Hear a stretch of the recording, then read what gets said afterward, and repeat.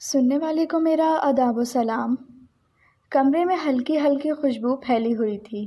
سفید چادر پر گلاب کی پتیاں سجی تھیں اور مدھم روشنی میں سب کچھ خواب جیسا لگ رہا تھا۔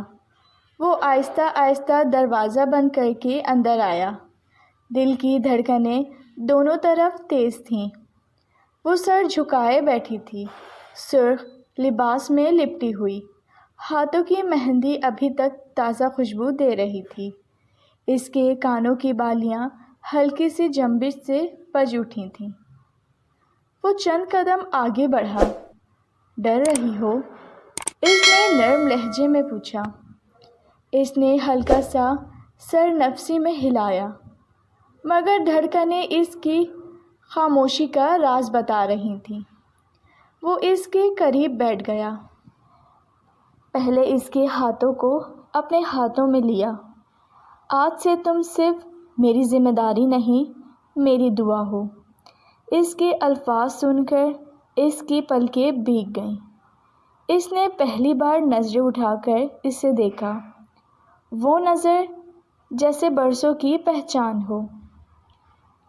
اس نے آہستگی سے اس کا گھونگھٹ پیچھے کیا۔ نہ کوئی جلدی، نہ کوئی بے صبری، بس احترام اور چاہت۔ میں وعدہ کرتا ہوں تمہیں کبھی تنہا محسوس نہیں ہونے دوں گا۔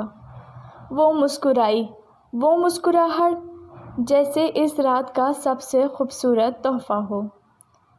اس نے اس کے ماتھے پر ہلکا سا بوسہ دیا۔ وہ لمحہ جیسے وقت رک گیا ہو۔ دونوں کے درمیان خاموشی تھی، مگر وہ خاموشی بھی محبت سے بھری ہوئی تھی۔ پھر وہ اس کے قریب آیا، اس کے بالوں میں انگلیاں پھیریں اور اس کے سینے سے لگ گئی۔ دلوں کی دھڑکنیں ایک تال سے چلنے لگیں۔ وہ رات صرف جسموں کی قربت نہیں تھی، وہ روحوں کی ملنے کی رات تھی۔ وہ اعتماد، محبت اور نئے سفر کی پہلی سیڑھی تھی۔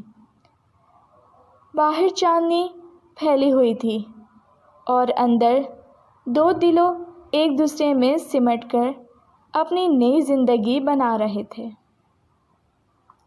اگر آپ کو یہ کہانی پسند آئی ہو تو پلیز ناول نائٹ کو سبسکرائب کیجیے، کمنٹس کرنا نہ بھولیں۔ بہت جلد ملوں گی پارٹ 2 کے ساتھ۔ اجازت دیجیے، اللہ حافظ۔